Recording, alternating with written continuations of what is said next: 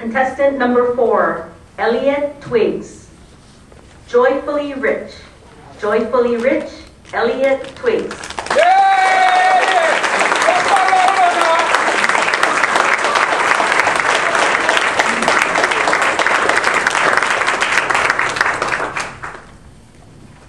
Have any of you dreamed of being rich?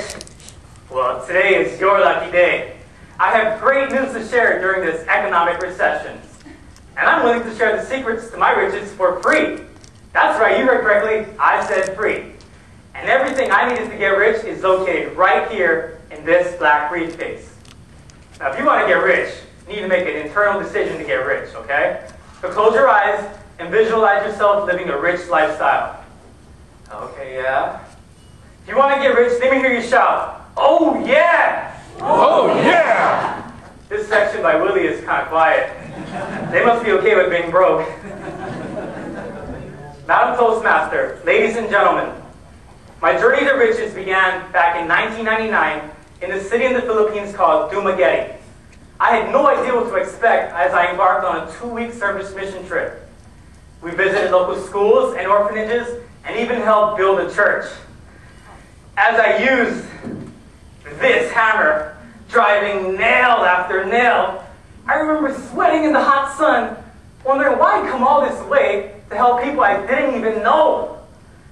You see, before traveling there, I thought life was tough for me. My mom did the best she could to raise my older brother and I as a single parent. Often I wondered why we couldn't have that big house with a swimming pool and jacuzzi, or driving a fancy car with air conditioner. But at the age of 13, seeing people living in destitute poverty, I learned how selfish I had become. Is anybody the parent of a teenager here? You will know they can be very selfish and sarcastic, like she mentioned. So thanks to this hammer, my riches began to accumulate.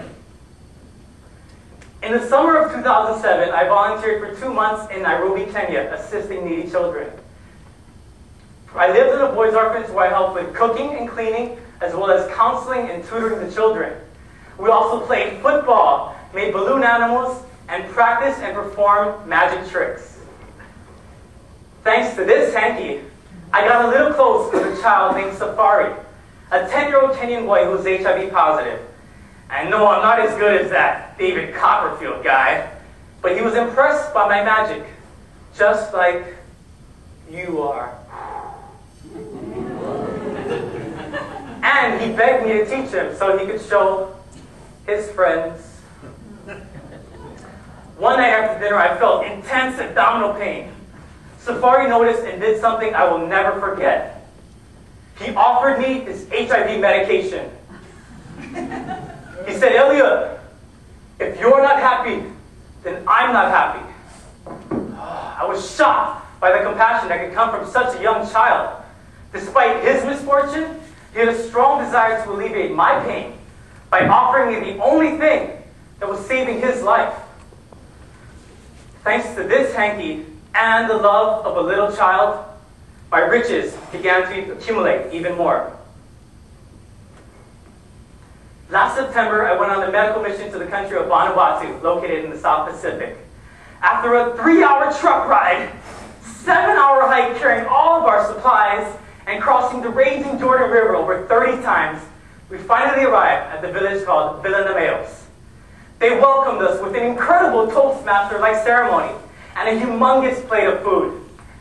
To this day, I still don't know what I ate. But you have to imagine, after 7 hours of hiking, that you're pretty hungry and would eat anything. Well, almost anything, considering they used to be cannibals. And as you can see, thank God I wasn't on the menu that night. Early the next morning, after reading stories and playing games with the children, I began treating their cuts and wounds with my secret weapon, hydrogen peroxide. Everyone gathered around because they were intrigued by what we were doing. And after I cleaned and bandaged a 6-year-old girl named Sarah, she walked alongside me, smiled, and they gave me a big hug. I could see in her eyes that she felt loved. A simple act using hydrogen peroxide made her feel special, made her feel valuable. haven't noticed by now, this speech will not help you get rich. If you don't believe me, take a look at my wallet. And it's empty, trust me, it's not just a prop. Remember back in February, as we anxiously waited for the tsunami to strike our islands? What were you thinking about? Most people made it a priority to spend time with their family and loved ones because it's the relationships in our lives that matter most. Our society has been conditioned to believe that becoming rich with money and all these possessions will make you happy. It's simply not true. The people I've met in the Philippines, Vanuatu, and Kenya are the most joyful people I've ever known. Take a look at these pictures of Safari and Sarah and notice the joy on their faces. They are completely content to just have their basic needs met, like food, clothing, and shelter. Can you imagine how they would react to eating a slice of that halpia cake we just had? I'm sure their taste buds would be ecstatic. You don't have to travel to a foreign country. You can look for opportunities every day in your sphere of influence to get rich. I want you to be rich in service to others, filled with the compassion, and abundant in love. And in my case, I use a hammer, hanky, and hydrogen peroxide. But your tools may be different. And trust me, when you give to others, the riches you receive in return will bring joy beyond your wildest imaginations. Now, I want you to get really loud on this. If you want to get joyfully rich, let me hear you shout, "Oh yeah!" Oh, yeah! Madam Toastmaster.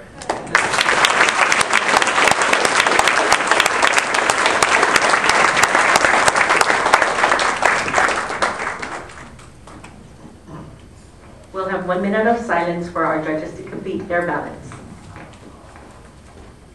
Winner, Elliot Twigs.